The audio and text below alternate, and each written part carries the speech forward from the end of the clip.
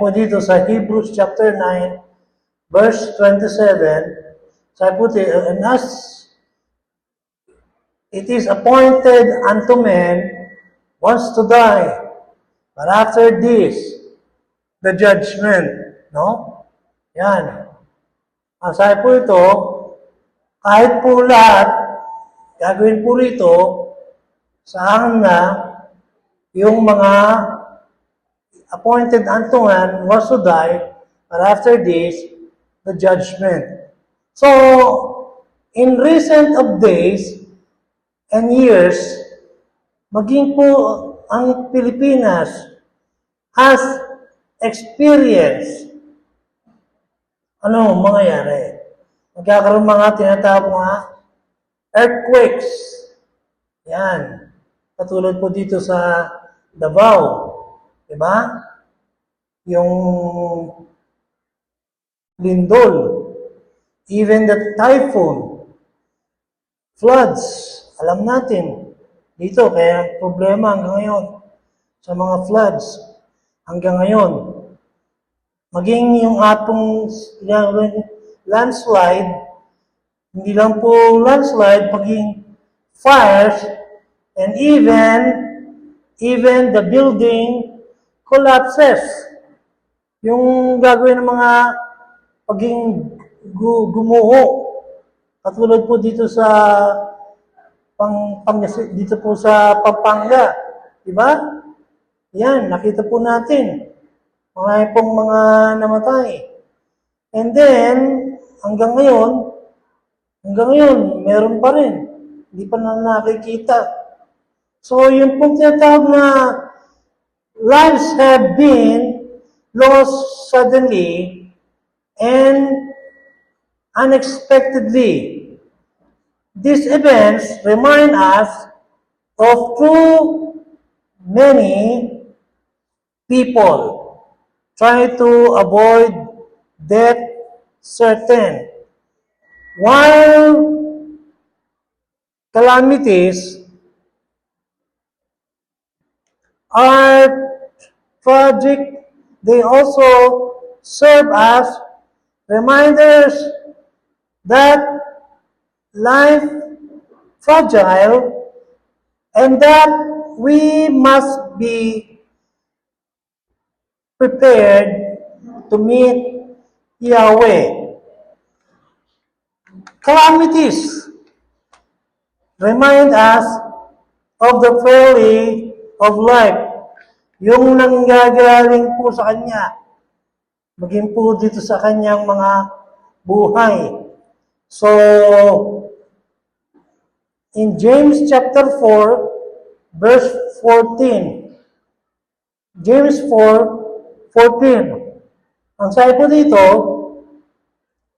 for what is your life?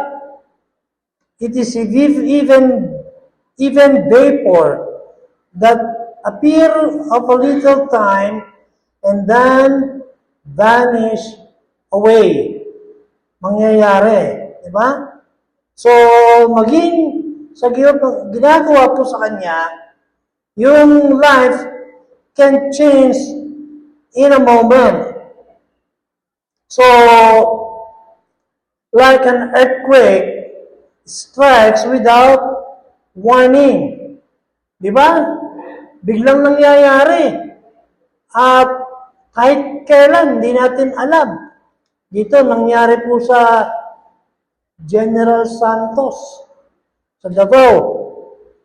Maging yung sa dito. So, salamat po hanggang ngayon yung mga tao. At yung pong nangyayari, the flood rises suddenly. A building collapses unexpectedly.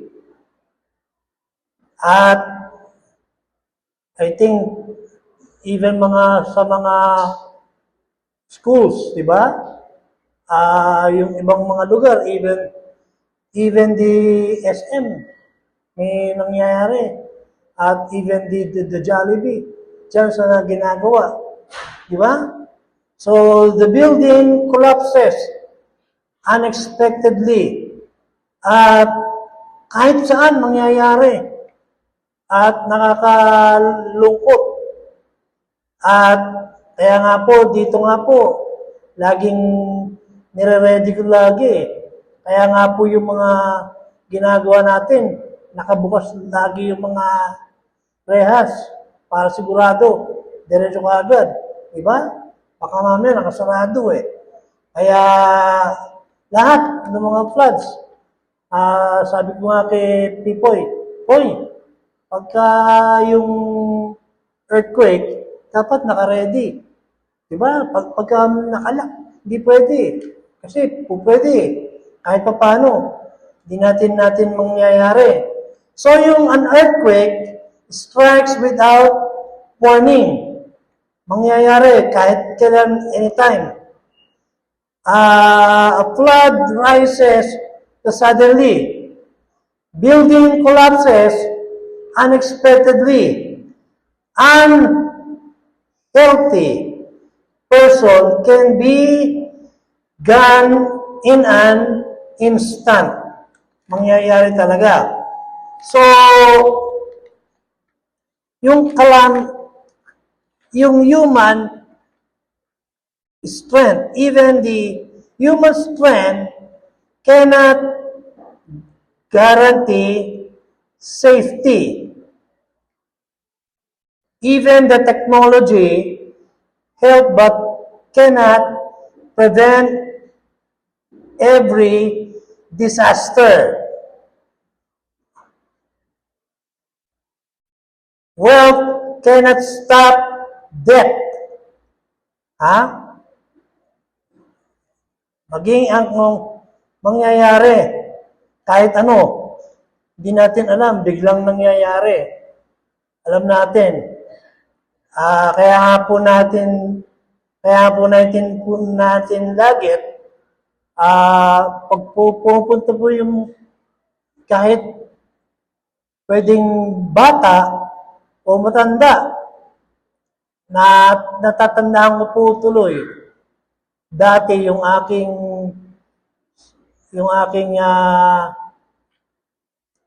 si Kuya Lito, pati si Ate Carol, yung kanyang mag-asawa, umpisa. Kaya yung pinakaunang namatay po niya na girl, si Rizal Rosel, babae. Babae, namatay.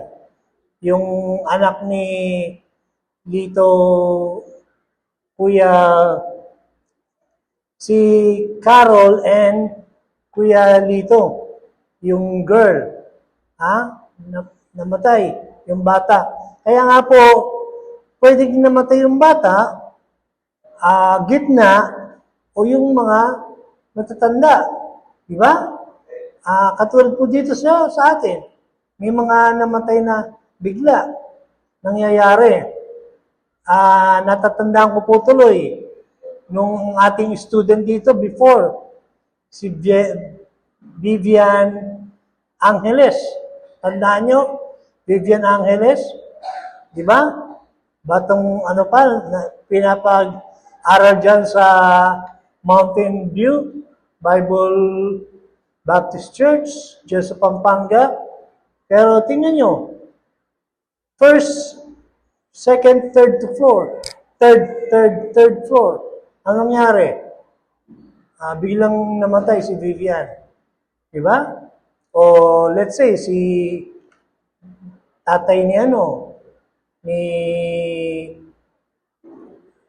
nanay ni Ate Carol, Cora, diba? Emilia, diba? Si Ate Emilia biglang namatay. Maski po yung mag-asawa nila Emily, tsaka nila yung kuya niya, si tatay, yung tatrabaho rito ni tatay ni wala, namatay na. natindihan ko rin po, si Kuya Lito po, nung high school, yung anak ni Lito tsaka Ate Carol, namatay din dahil,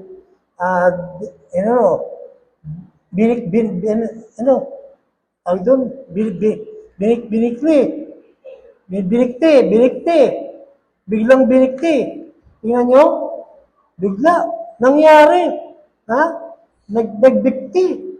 Tandaan nyo sa aming bahay, dyan sa Soyuz, moonwalk, biglang nagpamatay. Nangyari, nakakalungkot. Nung si Kuya Lito, nung nangyayari, andun sa Saudi Arabia, biglang umuwi. Nangyayari talaga eh. Ganun eh. Kaya, iba-iba. Pwedeng bata, pwedeng gitna, pwedeng matanda, o merong mas matanda. Di ba? Dito nga, may pumupunta pa nga rito. Mahigit hanggang 100. Binigyan pa nga ni Mayor Joy tinunggol yung isang 100 plus. Binigyan ng kahit matanda, binigyan ng 100,000. Nangyayari talaga eh. Tingnan natin si Enrile. Di ba si Enrile? Napakamatagal na nangyayari. So, kaya nga po sinasabi po rito, mga minamahal, yung tayo pong lahat, even the human strength cannot guarantee safety. Di ba? Let's say tayo, akala natin malakas tayo, pero hindi natin alam kung anong mangyayari. Tama po ba, amen? Kaya alam ko po tinin yun, nagpunta ako sa USA nung 20, anong year nga ba? 2015 ba? O 2014? Hindi ko naman. Pero ako lang, di ba? Ako lang, nagpunta ako. Ilang months ako nun? 3 months o 4 months? Nag-iisa lang ako. Ako nagda-drive, nakakapunta kahit anong oras. Pero ngayon, hindi na ngayon po pwede. Nag-iiba na eh. Di ba? Nag-iiba eh. Tama ba? Nag-iiba na yung mga natin eh. Cool, yung ating malakas eh. Nangyayari. Kaya nga po sinasabi nga po, yung human strength cannot guarantee safety. Even the technology helps out cannot prevent every disaster. Wealth cannot death. Even the government and rescue efforts are important, but they have limits. Dito po sa Psalms 90, verse 12. Psalms 90, verse 12. Anong sabi dito?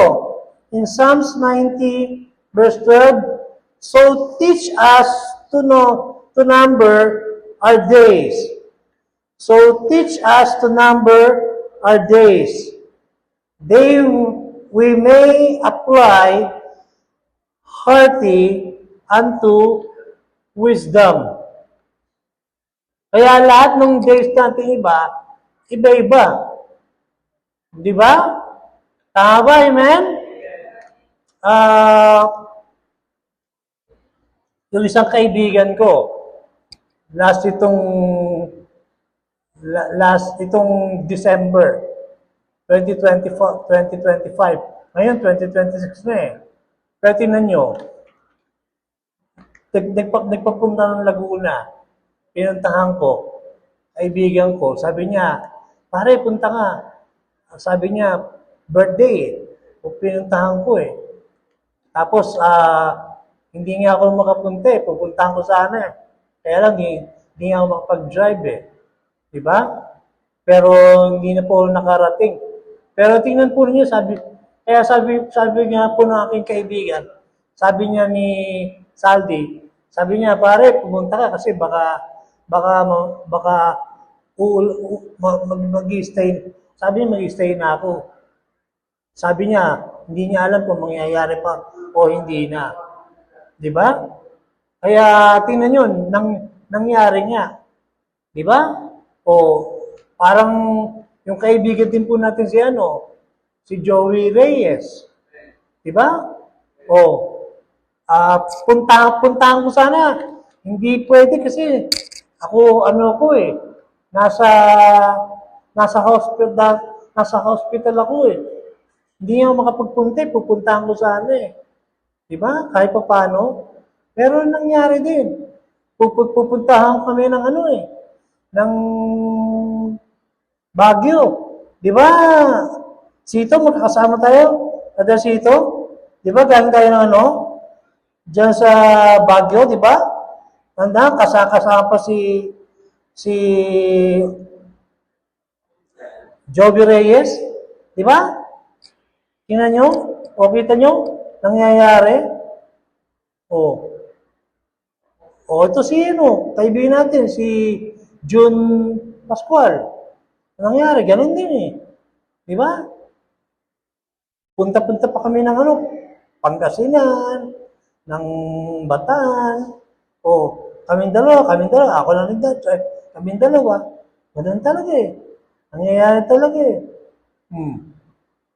Kaya ibig sabihin, tayong lahat, mangyayari. Kahit anong pwedeng mangyari.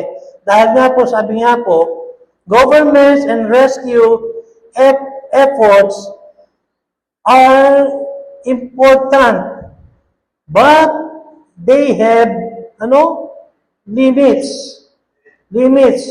Psalms 90 verse 12. Psalms 90 verse 12.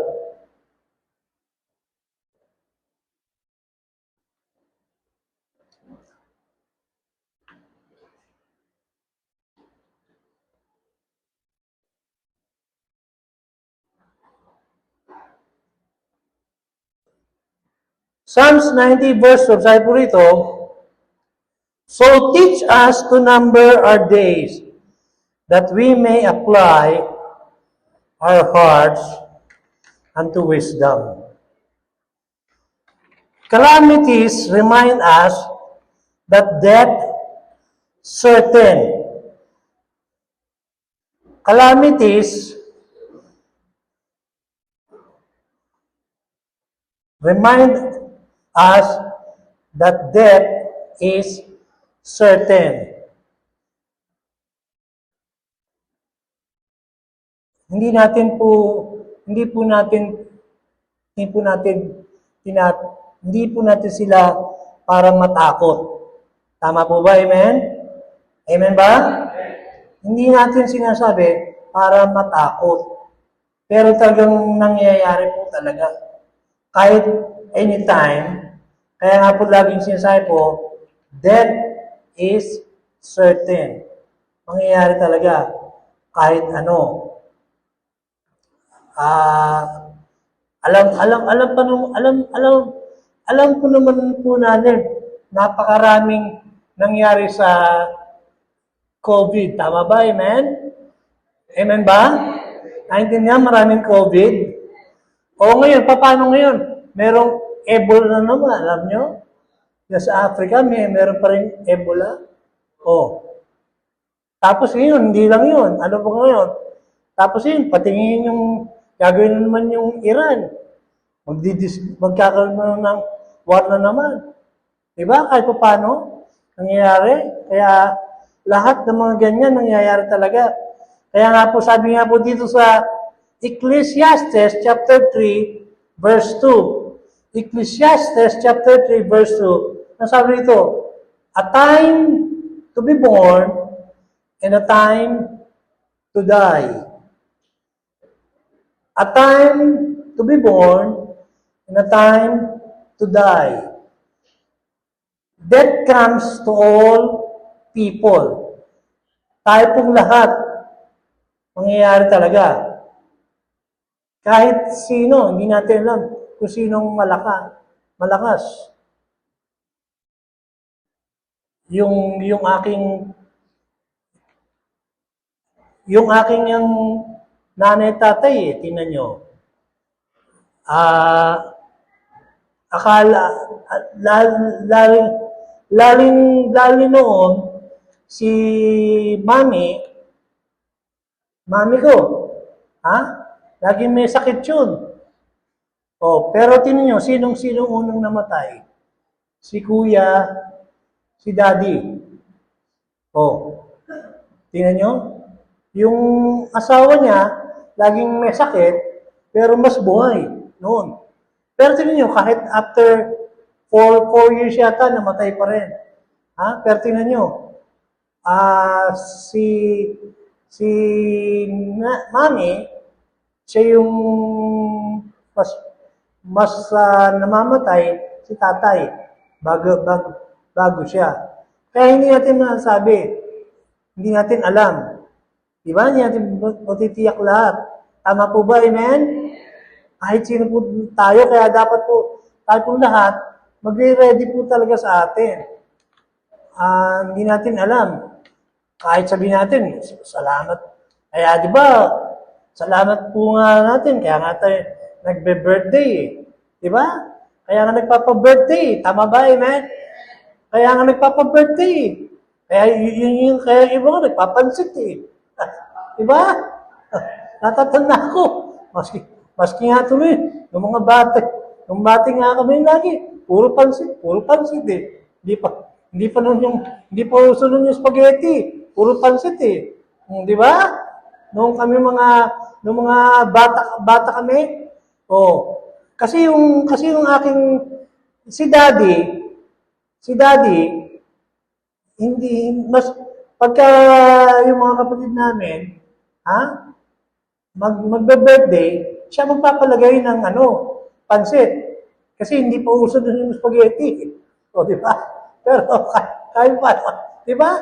Ibig sabihin, mga minamahal, alam natin, basta at least alam natin, pagka nag-birthday tayo, pupunta po tayo saan? Sa Panginoon. Tama ba? Amen? Nagpapasalamat. Kaya nga po, nangyayari yun. Kaya nga po dito sa Ecclesiastes chapter 3, verse 2, a time to be born and a time to die. Kaya nga dito, di ba, kahit pa paano, nagpapasalamat tayo. Lahat ng kanyang mga birthday. Hanggang ngayon. So, death comes to all people. Death comes to all people. Kahit pa naman sino. Lahat. Even, rich or poor. Tama ba? Amen? Mayaman man o matanda. Matanda o rich or poor. Kahit pa paano. Even din po yung young and old.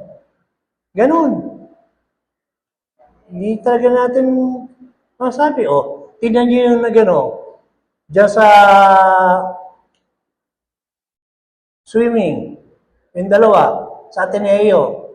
Tama? Amen?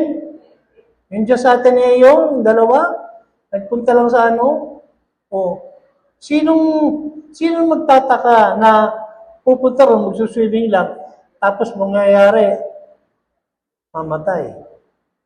Kaya hindi natin alam talaga delikado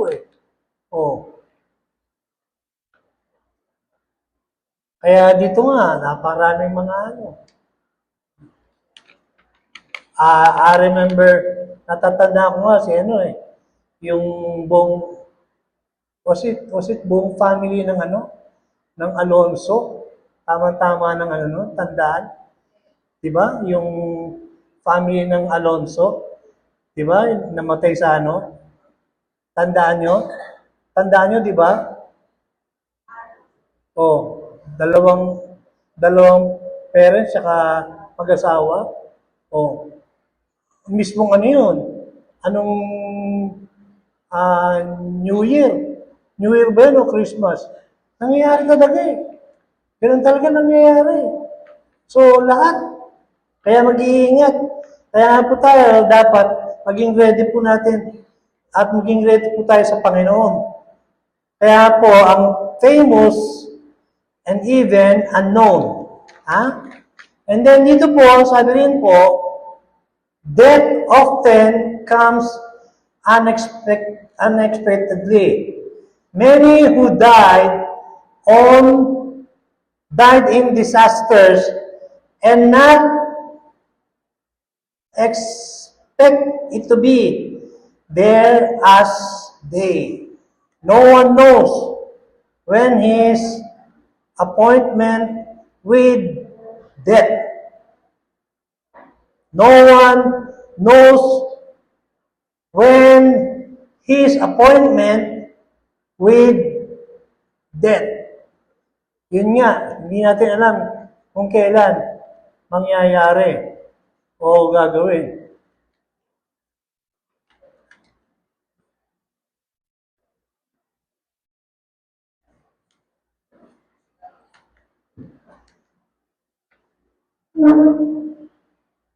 Kumain nga lang nga po ako ng lunch eh. Pagkatapos nun eh, sabi ko kaagad nun eh, sabi ko, Nay, pupunta lang muna ako sa Santo Niño. Pupunta lang ako para makapaglagay ng paint. Remember? Bigla pa lang ako, tanghali, pumunta ako para makapagpunta lang ng paint. Kaya lang, tama-tama, ayaw pa naman tama si nanay. Sabi niya, tingnan mo, yung palang ginamit yung terano, ginamit mo naman. Kaya sisira naman. Tingnan nyo, ha? Nangyari? Diyan sa may Savior ba yun? RCS, tingnan nyo. Bigla na lang, yung tricycle, may bata, 2, 3 yata eh. 4, tingnan nyo. Akala ko nga hindi ko alam may tubo ka. Sabi ko, hindi ko kagad na pinutok agad sa Good Sam. Ha? Bigla. Tapos, diba, tinawag, siyempre ako kahit kailan, hindi ko kagad sinasabi. Kasi tingnan nyo, kahit pa po ako, pagka nangyayari po ako, hindi ko na kagad sinasabi. Natatandaan po ninyo, sayang wala si Pogi eh. Si Pogi, magkasama si Pogi eh. O, di ba? Punta kami sa Pangasinan, di ba? Dahil pumunta kami ng gabi, tapos madilim, bigla pong dala po yung deliga, tapos bigla po, ang laki pala ng yung truck na nandun sa biglang disgrasya. Tingnan nyo. Tapos, kaya hindi ko sinasabi kay nanay. Ganun po, kahit kailan, hindi ko kagad sinasabi. Kaya bumalik po ako ng Japan, dala-dala ko na yung deliga. Dinala ko na kagad sa Parang katulad po nangyayari. Diyan din po punta po ako sa Subic. Di ba yung nagmumotor po ako dati? Nandyan pa, natatandaan nyo yung aking big bike, nandyan pa rin. Tatandaan nyo, nandyan pa rin. Big bike, kahit paano, sa Subic. Tapos bigla pong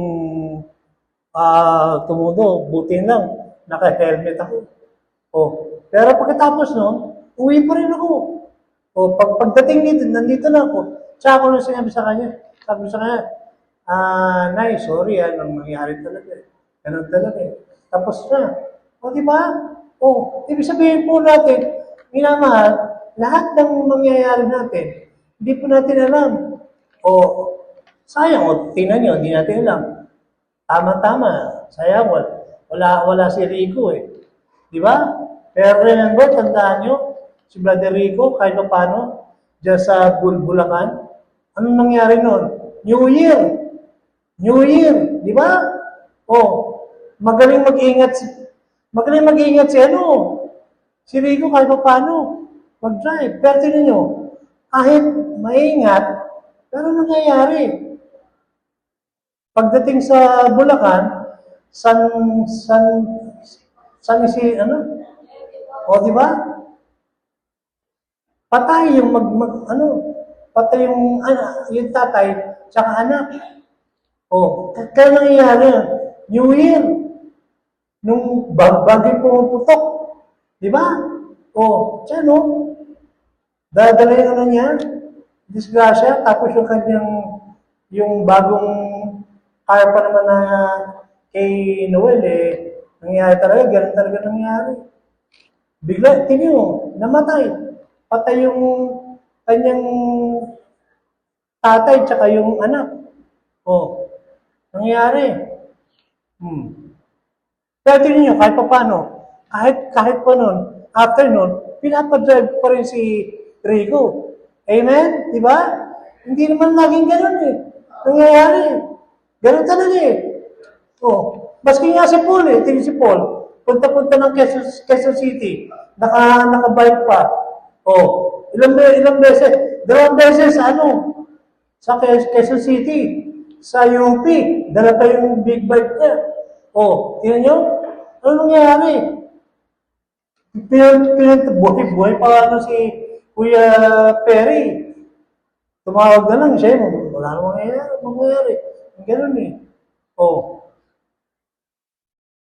Maski nga dyan lang, nagdisgrasya yung motor ni Paul yung kanyang big bike eh. Oh, pero tingnan nyo, kahit pa paano, malaki, pero buhay. Buhay pa rin, di ba? Amen? Kaya ganun nangyayari. May mga nangyayari talaga, kaya dapat nag-iingat tayo eh.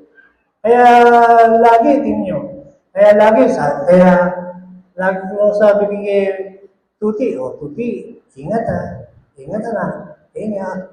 Diba? Ingat lagi. Ganun talaga eh. Kaya natin. Oh. Kaya tayo lang nangyayari sa atin. Kaya sabi ko sa Hebrews 9:27, ano sabi nito? In Hebrews 9:27. Again, sabi ko niya rito, it is appointed unto men once to die. The question is not, it will die, but are we ready? Questions is not, if we will die, but are we ready? Kaya, lagi po natin, nagpapadala po para sa mapapadala sa ating mga kaibigan. Diba? So, pag mag-ready. Preparation for storm is wise. Preparation for storm is wise. Preparation for eternity essential.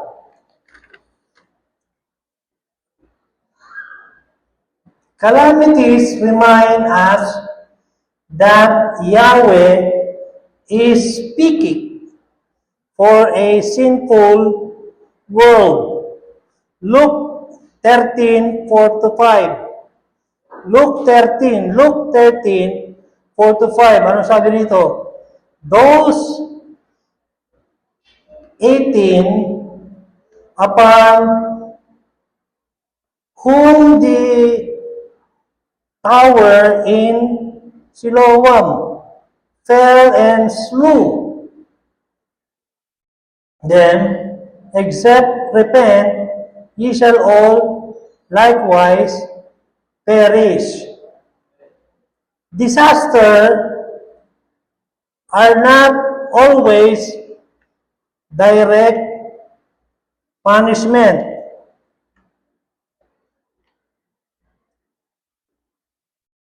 Not every victim is worse than others. Yeshua rejects that idea. Disasters are warning to repent. They remind us that life is temporary. They call us to examine for relationship Yahweh. Yahweh desires that people turn to Him. 2 Peter 3:9. 2 Peter 3:9, not willing that any should perish, but that all should come to repentance. Calamities remind believers to trust Yahweh. Psalms 46, 1 and 2. Psalms 46, 1 and 2. Yahweh is our refuge and strength, a very present help in trouble. Yahweh is present every storm. He does not abandon His people. He walks with through trials. Yahweh gives peace amid fear. Circumstances may shake. Yahweh remain unshake. Yahweh uses trials draw people to Himself. Many come to faith during times of crisis. Suffering often awakening spiritual hunger. Those who trust Christ have hope beyond death. Death is not the end. Christ conquered that grave. Eternal life promised to those who believe. John 11:25. John 11:25.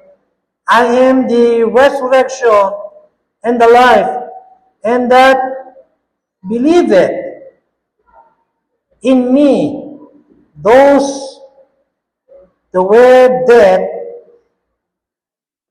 yet shall he live. Every earthquake, flood, typhoon, landslide, and building collapses remind us that this world temporary. We